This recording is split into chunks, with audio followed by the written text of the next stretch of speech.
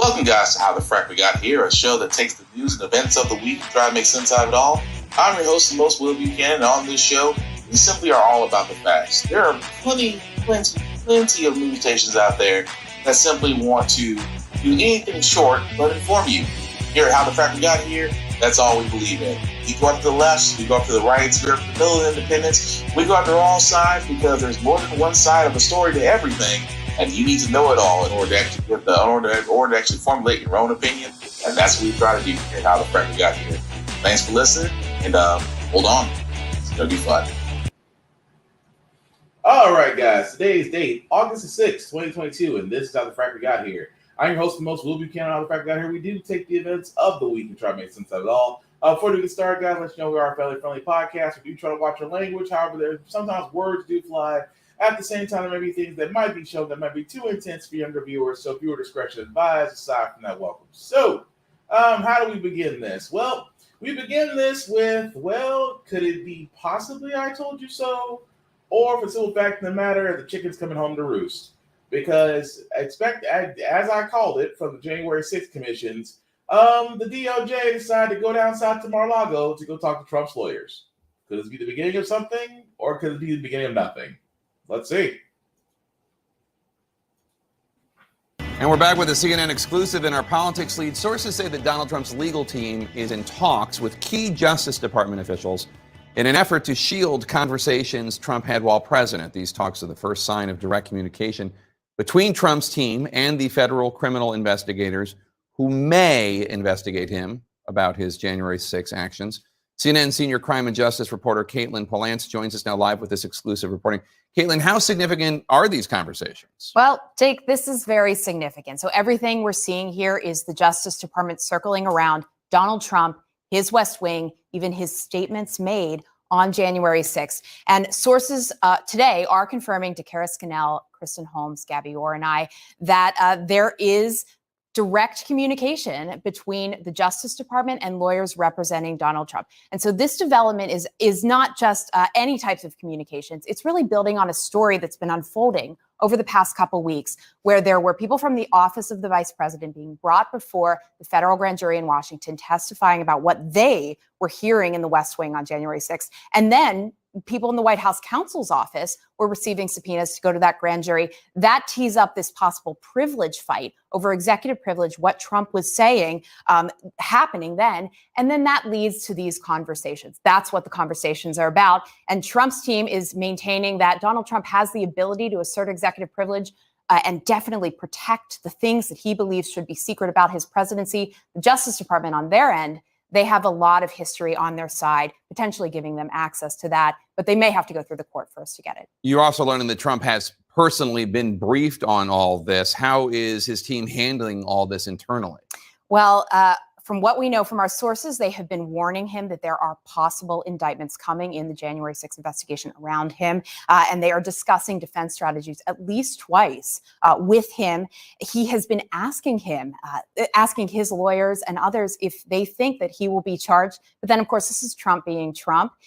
Our sources say that he seems to be skeptical that he will possibly be charged. And even at times, he doesn't even appear to be listening to what some of his advisors are telling him. So what could this mean? Could this mean that the beginning is near? Could this mean that Trump is doing his usual thing? Although the weird part is he's not saying it's a witch hunt this time. It's a witch hunt. They're trying to get me. They're trying to keep, because I won the election fair and square. It was stolen from me. My followers were trying to just secretly they were just protesting comfortably. They're making a big fuss out of this. Notice he's not saying any of this.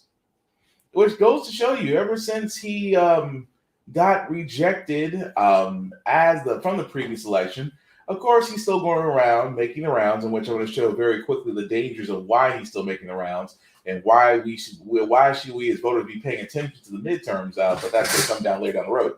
But what I did want to actually talk about was, again, the significance of the January 6th commission. As I've been saying, there is a reason why the Democrats are trying to push this. Not only because there's a lot of smoke there, which a lot of people need to be held accountable, including the president, including the former president himself. But at the same time, guys, it gets to this whole situation that, again, they're building a case, and the more that is shown, the more that we see, the more testifying that we get.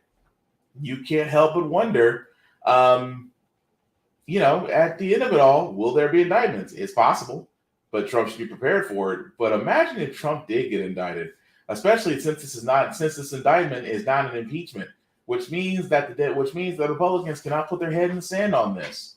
But I'll just be curious to see what actually happens next in the coming months. Moving right along, guys. Again, inflation, you've heard that word so many times that you can practically say it in your sleep. But for a lot of people who are dealing with trying to make ends meet, imagine those that need life-saving medication, as such on those as heart medication or diabetes, and you're forced to make a decision between your life-saving medicine and just trying to keep a roof over your heads, which is actually the reality for a lot of people. These are the medicines Angelina Scott can't live without. This is a blood thinner. For high blood pressure, high cholesterol, and an irregular heartbeat. Don't take these, my heart will stop. But with sky-high inflation and hundreds of dollars in monthly medical costs, this notary and her husband, a maintenance worker, are falling behind on their bills, staving off shutoff notices. So to cut costs, she's stopped taking medicine for her irritable bowel syndrome. People, well, you can afford not to. No, literally, I cannot afford to. It makes me really sick. Why do I have to choose between living and living? In June, U.S. healthcare costs were up 4.5% from the year before. And with the price of food, gas, rent, and utilities surging even higher, millions of Americans are struggling to afford the care they need. What this leads people to do is have to make horrible trade-offs between paying for their medication or their diagnostic test or seeing their physician or their doctor and having to pay for basic costs of living, their gas, their food, their groceries, their childcare. A new survey from Gallup and West Health found roughly 2 in 5 adults, an estimated 98 million Americans, have delayed or skipped treatment, cut back on driving, utilities, and food, or borrowed money just to pay medical bills in the last 6 months. And 39% have major concerns about affording care in the coming months. Inflation and its impact on healthcare are breaking families and breaking individuals, and we need to wake up and act. Everything's went up. Everything but my paycheck.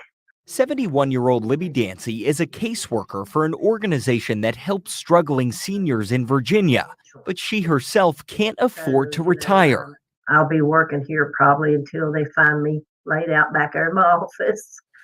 A 3-time cancer survivor, she spends hundreds each month on critical medicine like heart pills, breathing treatments, and insulin. So she's tightening her budget, keeping her AC off in the summer heat, and foregoing her allergy meds, probiotics, and vitamins until payday. What did that do to you physically?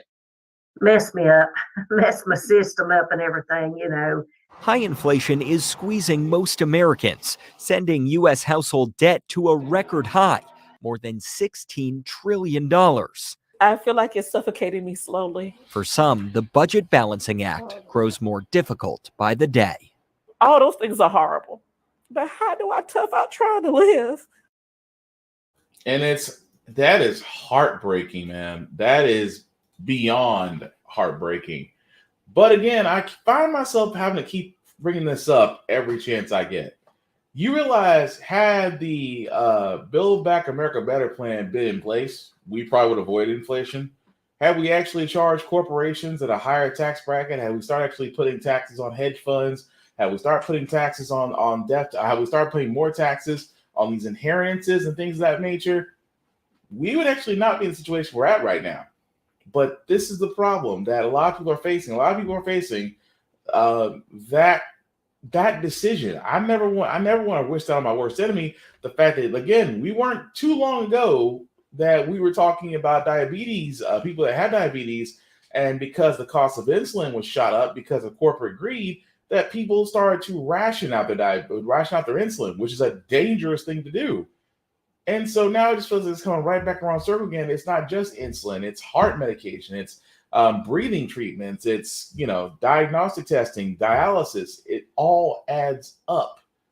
But this is the reason why I say, guys, come November, it's like, please pay attention to who you elect, because the simple fact of the matter is there needs to be actual measures put in place. That the fact that the healthcare in America is still a for-profit system, and that is literally the problem.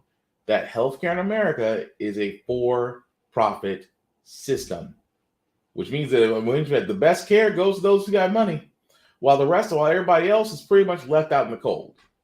So again, be careful who you vote, because again, the current Congress, which is basically most Republicans that have shot down almost every bill aimed at helping healthcare, aimed at helping women, aimed at helping children, aimed at helping veterans. Republicans have shot them all down.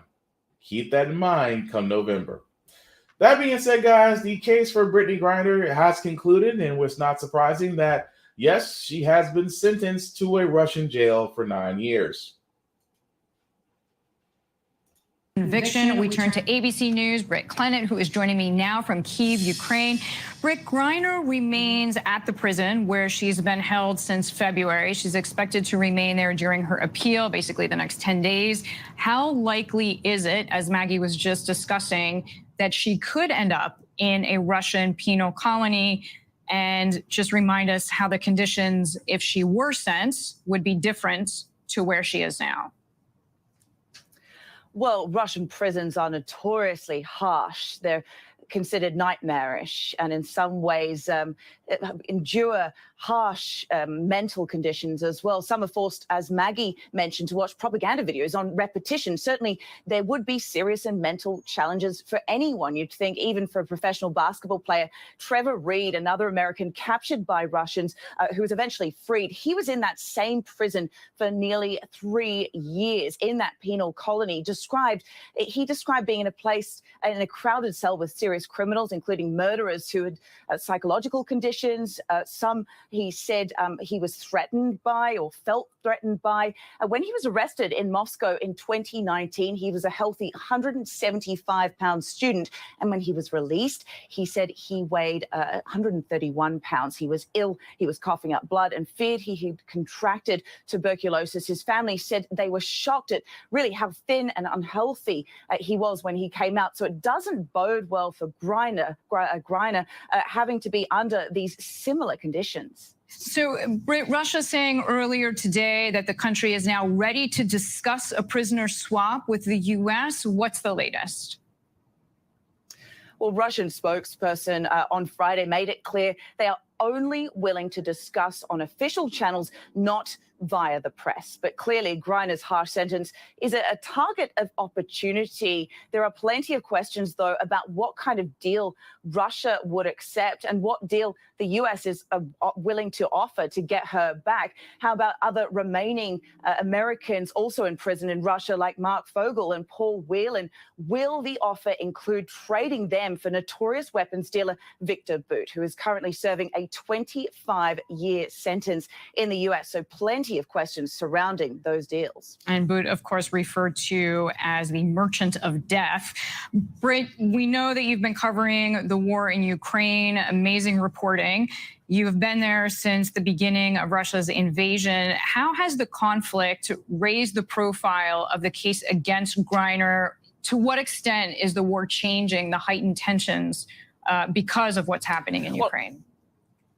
Right. Well, I think it's really important here to note the timing of Grinder's arrest, which coincided with the beginning of Russia's invasion of Ukraine. So it gave an added impetus, if you like, a target of opportunity, as I say, as tensions were rising between the US and Russia. So this is a highly politically charged case, as we know, and taking political hostages is in Russia's playbook.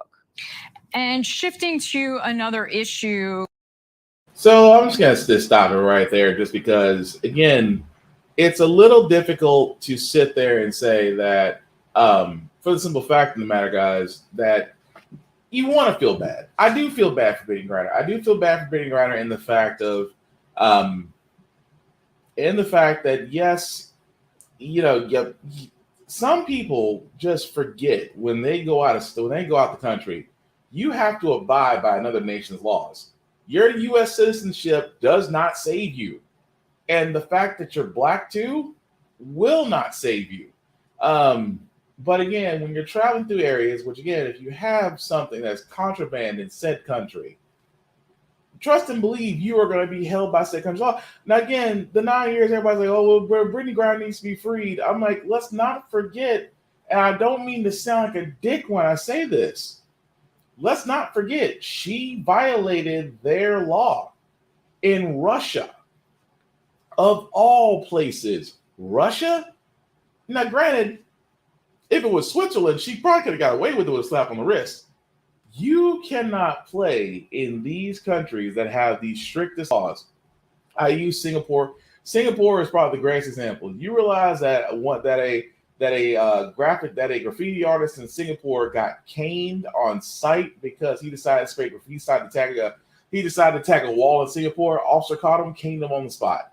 He cried about how his rights are violated, not realizing you're an American on foreign soil. Brittany Grinder is in that same spot. Now, will they do a trade for her? Possibly, yes. But at the same time, let's not forget, no one told her to go traveling with marijuana on her and not understanding that if you are caught, you are subject to their laws.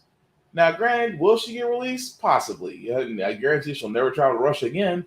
But this is why I tell people, especially black people, wherever you're going, know the rules, know the laws, know what you can bring and what you cannot bring. And if you're unsure, don't bring anything. The safest thing you can do, don't bring anything if you're unsure of what it is. Because Brittany Grinder's story is just many of those who go overseas and just forget your citizenship doesn't go with you. You're on their rules. But moving right along, guys, I did want to talk about Democrats at least today because I'm a little bit annoyed with Democrats because again, this just goes to show you, as the midterms are coming up, I have sat there and said Democrats are going to have a hard time convincing voters because on their failure on multiple campaign promises, not really a lot of reforms got pushed through. George Floyd police reform bill died. The Voting Rights Act died. The John Lewis Act died. I'm forgetting one. I know I'm forgetting one somewhere. But just those three major ones which should have passed, all died. And now the Build Back Better America plan has been chopped and screwed so many times. Paul Wall should have a writing credit on it. Khalees could actually learn a thing or two from that. The reason why I'm saying that is because this is the proposed bill that they're actually moving forward with right now. Which again, this is also how they got Manchin and Sinema to sign on this. So what they actually did, they dropped the tax boost on hedge fund executives because of Sinema. Sinema said if they don't drop the proposed tax boost on hedge fund executives, she would vote no. The measure now has a new tax where it says it would charge 1% tax on the shares company buyback of their own stock. So, which they try to say, netting the government far more revenue. But hedge fund executives would be untouched. This is Sinema in a heartbeat. They also sat there and announced compromise revisions to the environment, healthcare, and tax package, which the final measure will still be over $700 billion, most of it for energy, climate, and health initiatives, reducing federal deficits from $300 billion. That $700 billion was coming down from 1.3 trillion is what they wanted to go with. At the same time, the 15% minimum tax on mammoth corporations has been trimmed down and will now raise $258 billion, which was down from $313 billion it could have raised. So, again, the thing that bothers me is that these provisions that they put in place, which you can also see on government.gov as well, Congress.gov, I meant to say, but the whole thing about this is, what I'm mad about the Democrats at, especially the Senate Democrats, they caved. I understand for the most part, everybody's like, you got to work with the Congress that you got. True, but Manchin and Sinema are not for the people. Manchin and Sinema are for the corporate lobbyists. They are for the backers. They are for the ones that they can benefit from. Manchin himself is a walking conflict of interest. So is Kristen Sinema, because it wasn't just released not too long ago that Kristen Sinema went back to the Chamber of Commerce in her home state of Arizona and asked if the bill being pushed by Democrats was a great idea. This goes to tell you, yes, she does have a boss. And it's not Arizonians. It's the Chamber of Commerce. That alone should tell you everything you should want to know about cinema. But again, this is the Democrats' dilemma. You're stuck with a simplified reconciliation group of 50 senators that all must agree. If not, Republicans will just reaffirm and say no, and nothing gets passed. But I get it to a certain extent. But who's really running the show here? Because if two Democrats go rogue, there goes your entire plan to get anything passed. Because Sinema and Manchin, those two senators alone, kill any progressive movement the Democrats were suggesting outside the House Democrats. Because the one thing I will say about the Senate Democrats, most of them are basically moderate, which is just like Republican light. Just enough to be considered conservative, just a little bit to consider liberal. But I digress. Moving right along, guys. Manchin is also in the news because him and Collins are pushing an updated Electoral Count Act. And here's their explanation as to why.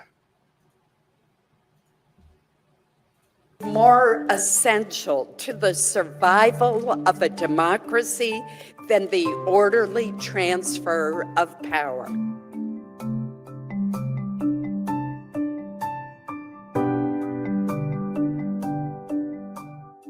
A bipartisan group of senators have proposed a set of reforms to the Electoral Count Act of 1887. The law was adopted after a presidential election in 1876 when several states submitted competing slates of electors. The bill that we've introduced, it includes a number of important reforms. Number one, a vice president's role is purely ministerial and prohibited from interfering with electoral votes. It raises the objection threshold in Congress from one representative in each chamber to 20%. That would make a shift from a single representative under the current ECA to 87 House members. 87 from one. It also improves on basically only one member of the Senate to 20 must ratify. Number three, states' electors must be appointed prior to Election Day. Number four, the bill would require Congress to defer to the state's electors. And lastly, it would make it more difficult for a state to override its popular vote.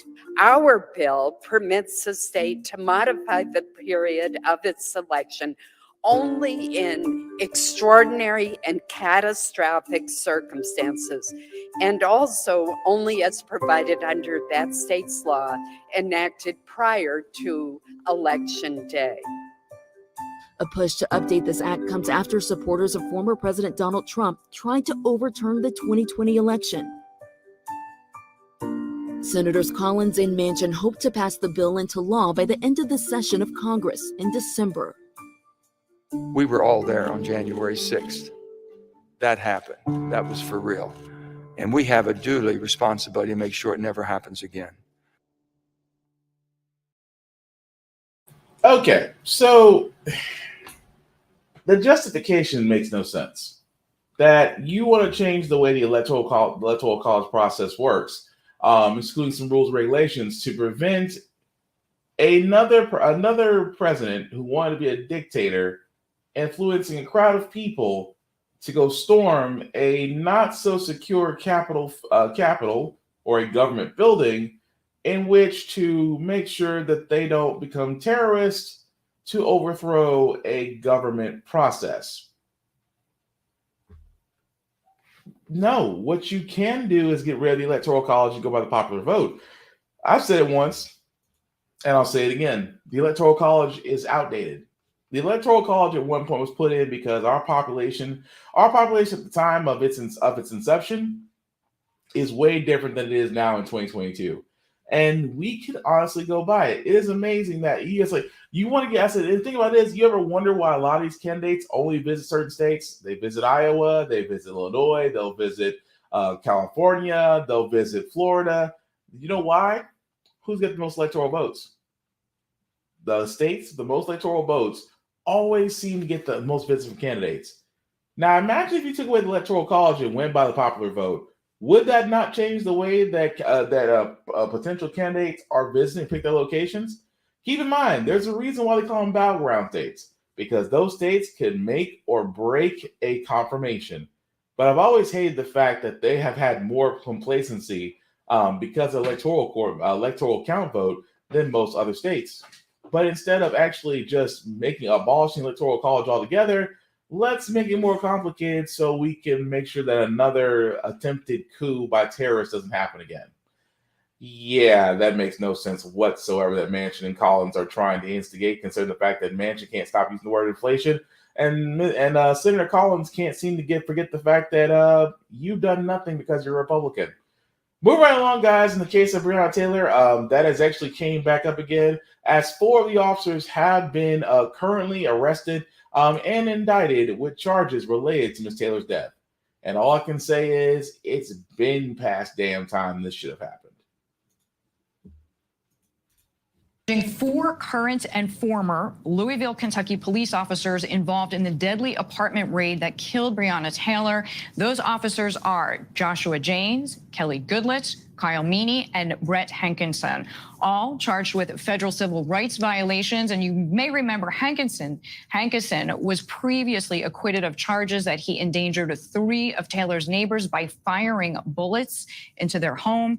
Attorney General Merrick Garland says the officers sought a warrant for Taylor's apartment, knowing there was probably a lack of probable cause.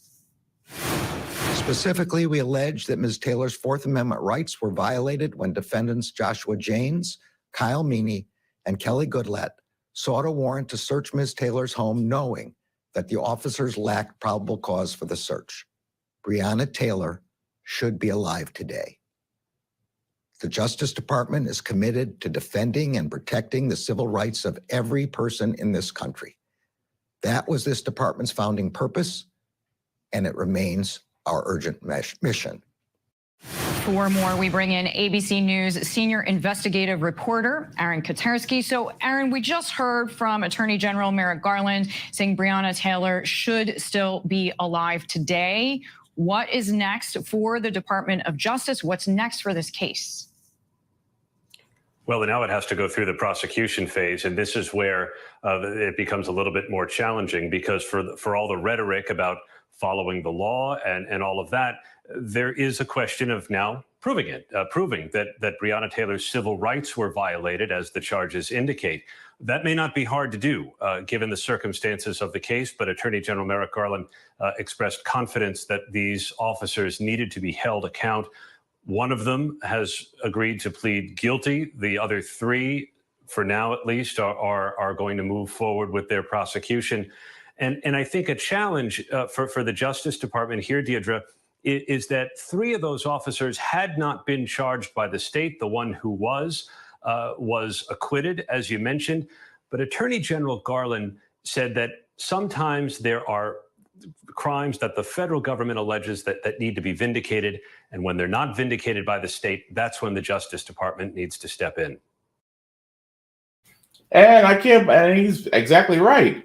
Because the department, because even though the governor Brasher of Kentucky did want more to be done in the case of Breonna Taylor, it was a certain AG that was related to a certain state senator for the same state of Kentucky that brushed it all on the rug. So we will follow that story as it comes along, because again, I've never understood how in the world those officers because again, them illegally obtaining the warrant and false pretenses. We could sit there and argue all the time. They did knock, they didn't have any body cameras on. They tried to come after Breonna Taylor's boyfriend because, again, if somebody's breaking into my house and announcing themselves, yes, I'm shooting too. So again, it's going to be interesting to see where it comes from, where it goes into that story. But again, hopefully justice will be served. So, credit scores. We love them. We hate them. Somehow before 1989, people were still getting stuff without them. That being said, guys, if you have Equifax, the next story, well, of course, everybody's got Equifax. But if you always wondered if you kept getting the incorrect scores sent out to lenders whenever you tried to apply for something, the next story may actually concern you a lot. An important consumer alert. Credit reporting company Equifax sent lenders incorrect credit scores last spring for millions of customers. That's according to a Wall Street Journal report.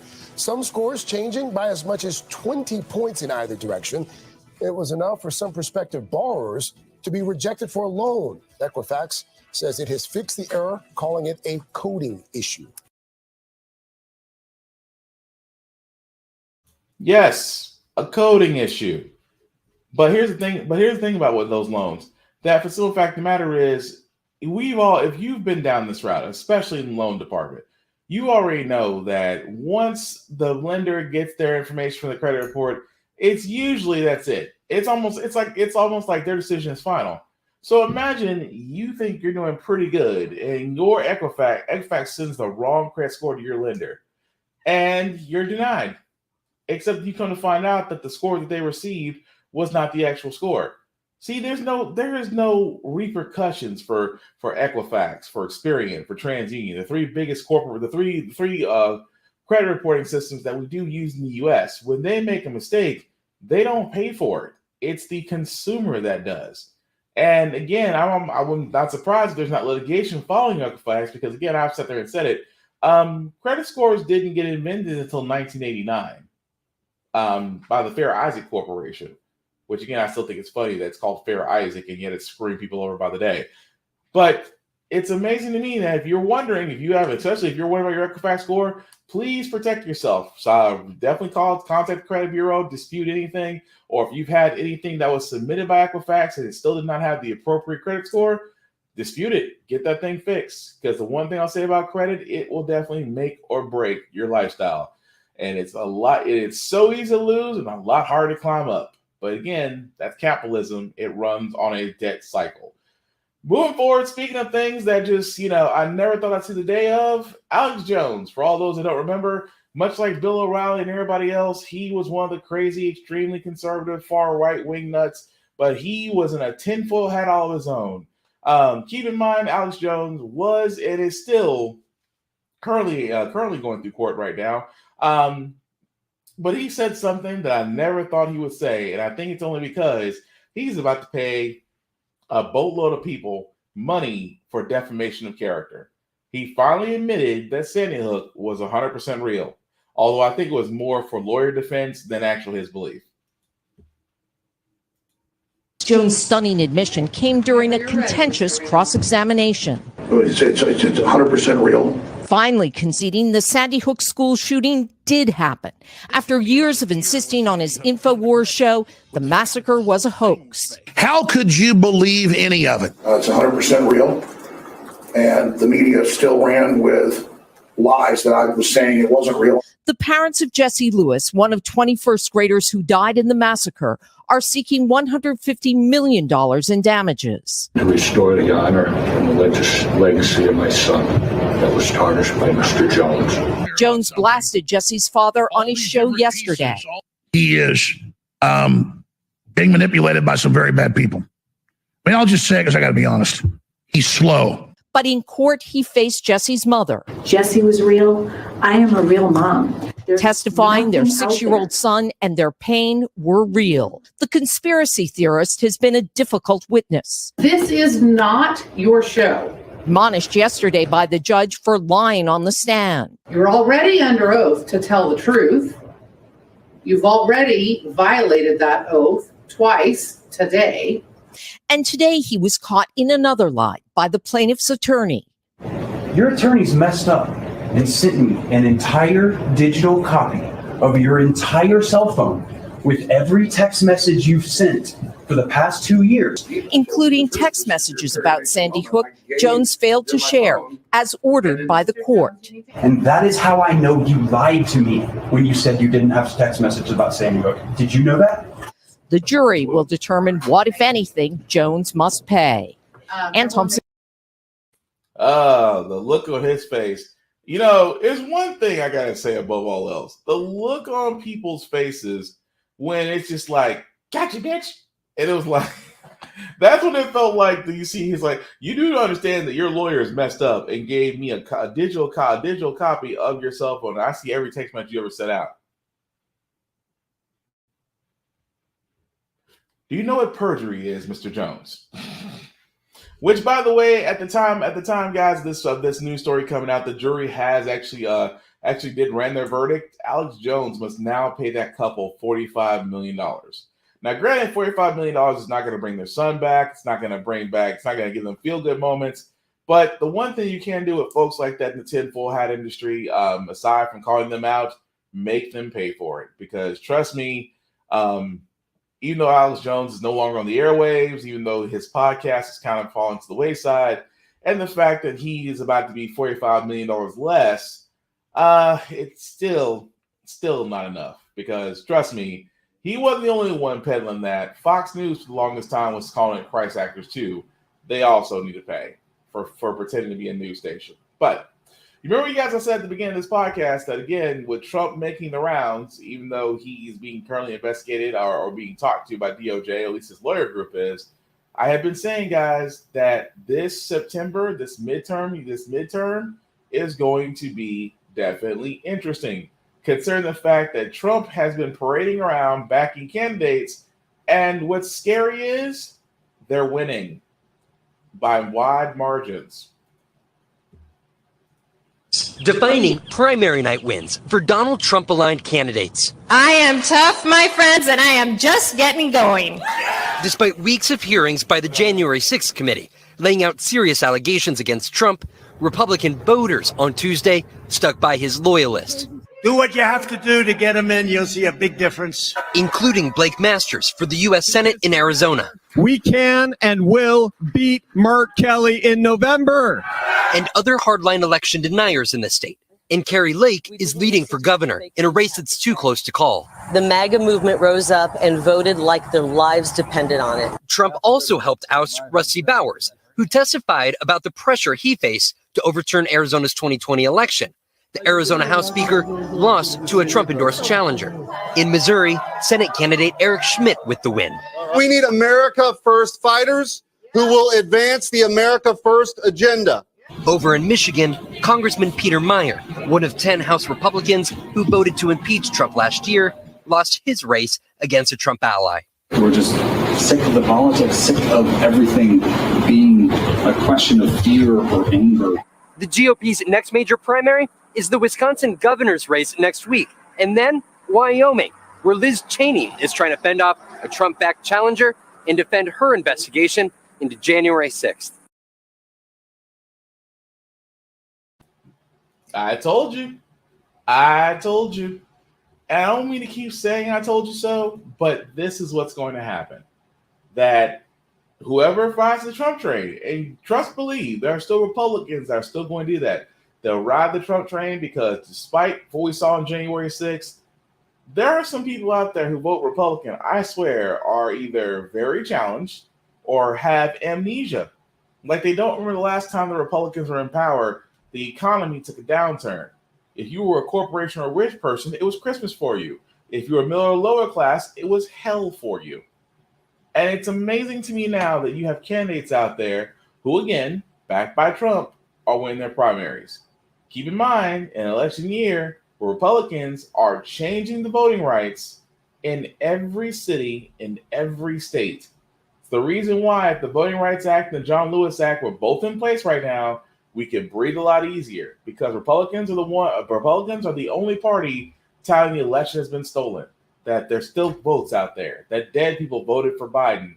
Take your pick. Those lies keep getting recycled and reiterated all the time. But as you can see, those that are out there are believing it and voting. We do not need another Trump-Hillary situation where a lot of individuals decided that neither candidate was great, so they decided to sit both of them out. This is not one of those times, especially in the sense because even though it's midterms, Republicans will be happy to either have the House or the Senate. You don't think Mitch McConnell would love to have his old job back at the Senate if the Republicans took over?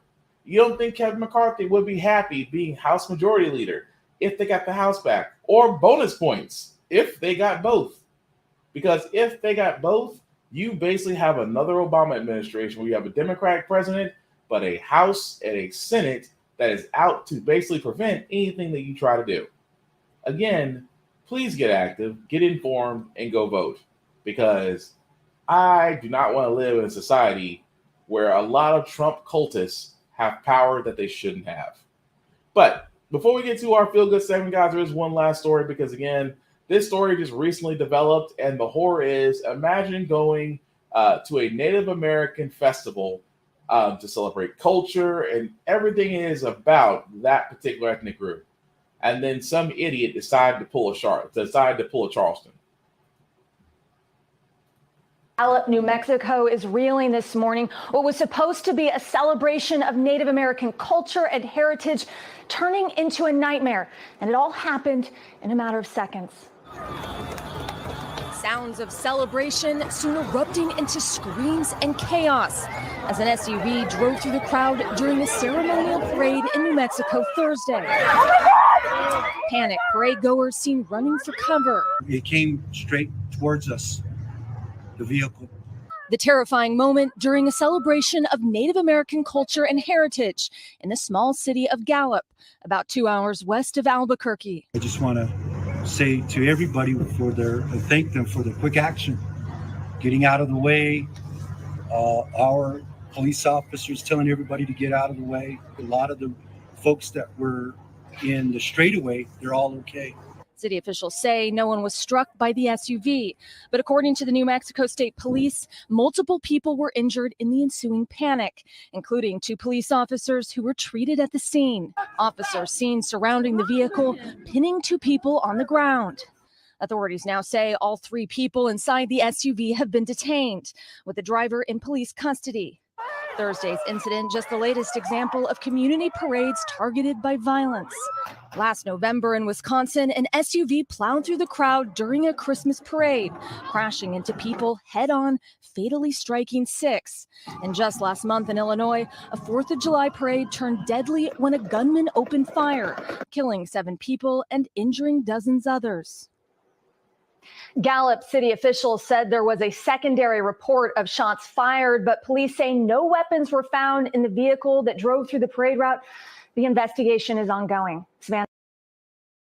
I don't know about y'all, but I was waiting because I was like, let's be honest, folks. Let's really be honest. We all know that if they didn't announce it, especially black people, come on now. If they didn't announce who was behind the wheel or who was in that vehicle by now, I think in the words of the amazing world of Gumball, I think we know where this is headed. But yes, it is sad that folks are just disrupting peaceful celebrations, gatherings, and even 4th of July stuff, you celebrate that too. Because again, this just goes back to tell you the sad state of affairs this world is in, and the fact the laws that are being treated, especially in the ways of gun violence, as you guys have heard me say multiple times on this podcast. But again, with that story, we will follow along. Thankfully, nobody did not die. There were people that were injured. However, there are no fatalities. So that's always a silver lining there. But that being said, guys, we're going to move to our feel-good segment because usually how the fact we got here, we do cover a lot of things that are doom and gloom, sometimes making use of faith and humanity. But hey, it's the weekend. Hopefully it's not bad where you're at, but we do want to leave you guys out with some good vibrations, and hopefully these next 3 stories will do just that, especially this one where the aspirations of a teacher who decided to start with a magic school bus and wound up changing minds at universities. I thought this was pretty cool. For years, students here in Grapevine, Arkansas, spent more than 2 hours on the school bus every day. Morning, how you doing, morning? Time that local scientist Billy Hudson saw as an opportunity. So 15 years ago, he did something that back then sounded straight out of science fiction. He created a magic school bus wired with internet and computers. It was magic. It had hands-on activities. Students would spend time learning about science. Now, more than a decade later, Hudson and his wife have taken the program off the bus and into Vanderbilt University, creating Astronaut, a 6-week program at the medical center, teaching rural and diverse students about STEM subjects. What a difference to take a student from I would say, where I grew up, the backwoods, and you bring them into a research lab. Astronauts graduates are thriving, including Lauren Taylor. She was on that Arkansas school bus when we first visited 15 years ago and just graduated college with a triple major in biology, chemistry, and psychology. I do believe that the time on the bus sparked my interest in science. Up next for her, medical school. I know that the kid on the bus 15 years ago would be so proud of where I am right now. Talent is out there. Diversity is out there in rural America, but you have to bring special opportunities to those kids. You can't wait for them to come to you. Rahima Ellis. And again, I'll say it once and I'll say it again. When it comes to teachers, especially talented teachers like that, they find a way to get to students. And that man and what he decided to do with a school bus and technology, again, impacts a lot. And that's the reason why I have such a special place in my heart for educators. They don't get the recognition or pay for all that they do. And as you can see from there, the program that he had on that school bus is inspiring kids regardless of where they're from. I just thought that was pretty cool. So the next story that I got, guys, hang on a second. Oh, right. Again, get them while they're young and the possibilities are endless. This is why whenever I see things in the younger generation, it just makes me think that, you know what? They're going to be all right. But this 8th grader that I'm about to show really, really is dedicated to climate change. And again, you love to see it. 8th grader from Florida determined to change the world, helping to lead fellow students when it comes to environmental conservation. Let's meet Marcus Williams. I always had an interest in animals, but I thought I could do more. So I wanted to get together with some of my teachers and really think about ways that we could do more in the club. The Eco Club is a club that's dedicated to ecology, dedicated to helping animals, and dedicated to just spreading knowledge. Basically, we get the kids the opportunity to learn how to grow their own food, how to cook their own food, how to care for animals, how to recycle. We have about 120 kids between the elementary school and middle school. I'm the Vice President of Zoological Operations here at SeaWorld of Florida, and I oversee our rescue operations that our teams run every day. About 6 years ago, I got a phone call coming home from a rescue about a school group that wanted to produce lettuce for our manatees here at SeaWorld. This is the first time that I got to meet Marcus. JP has definitely been my mentor, my role model. He's done so much for me. When we started our relationship and our partnership with the Eco Club, I got to meet Marcus on the first day, and this young man was doing things. He had a drive for the ecosystem. He had a drive for how can he help the environment. Our initial idea here was to grow a couple heads of lettuce just to get to the families of Eco Club. We've actually grown over 1,000 heads of lettuce that we donated to the Manatee Recovery Program at SeaWorld. That's what the environment needs. Someone who is willing to go out there and say, here's what we can do, here's how we get there. This is why we have a partnership with the Eco Club. This is also why Marcus is such a special young man. Now, our hope with the Eco Club, with this mission, our mission all tied together, is to continue to grow the next generation. You know, the Marcuses of the world that are out there who want to help animals out there in the wild, who want to figure out the next way to make better oyster beds or how to produce better antibiotics and honey for animals that are injured. It's an honor to walk with someone like Marcus and watch him grow up. One of the things I've learned across this long journey, I feel, is just how important one person can be.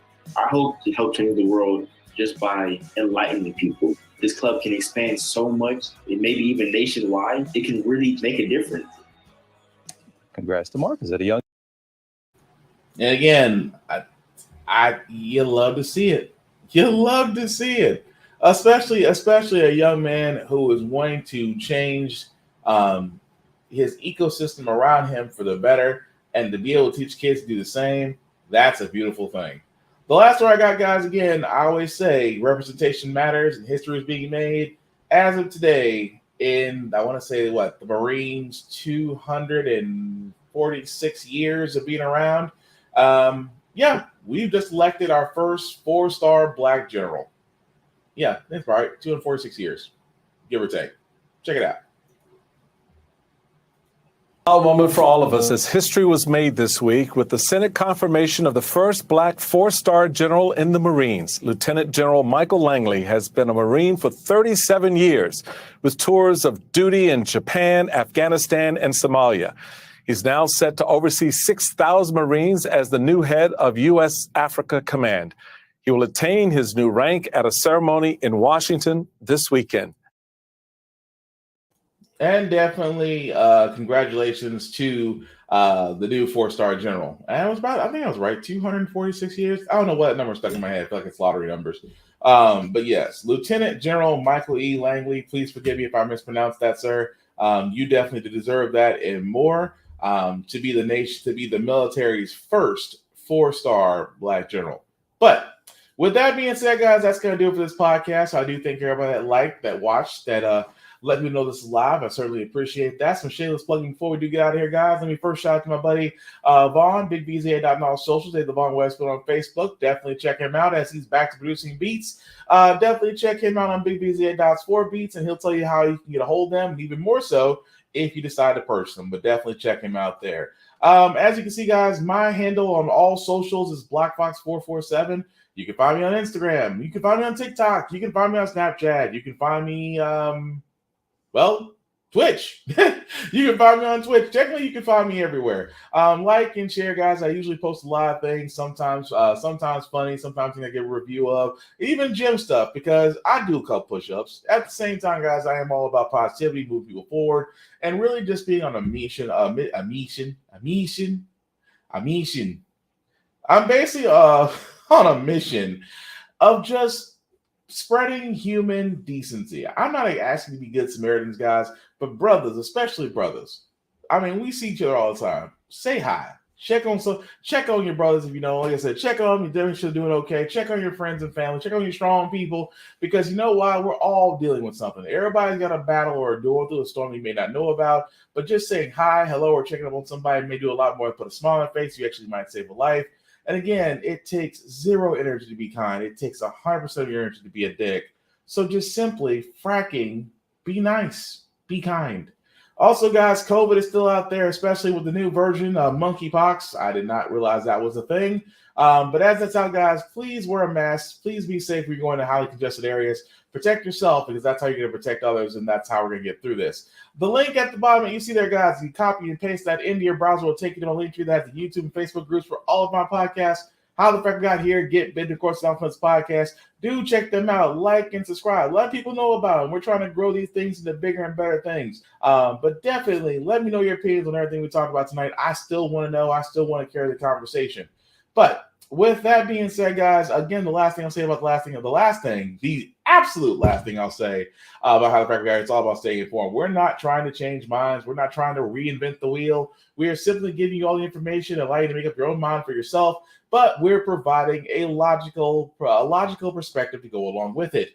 We do a lot better as a society. We're informed, progressive, we move forward, we try to right the wrongs of our past by making decisions now that we should have done back then, like electing our first black woman to the Supreme Court, electing our first black woman to the Federal Board of Governors, electing our first 4-star black general into the U.S. Marines, electing our first woman to a high-ranking commanding position in the U.S. Navy. When we don't learn from history, we are doomed to repeat it. That's why we keep asking ourselves, why does everything go up by our paycheck? Why do we elect different politicians but still the same old game? And most importantly, how the Frack got here. Thanks for watching, guys. Take care of yourselves and each other, and we will all get through this. Peace!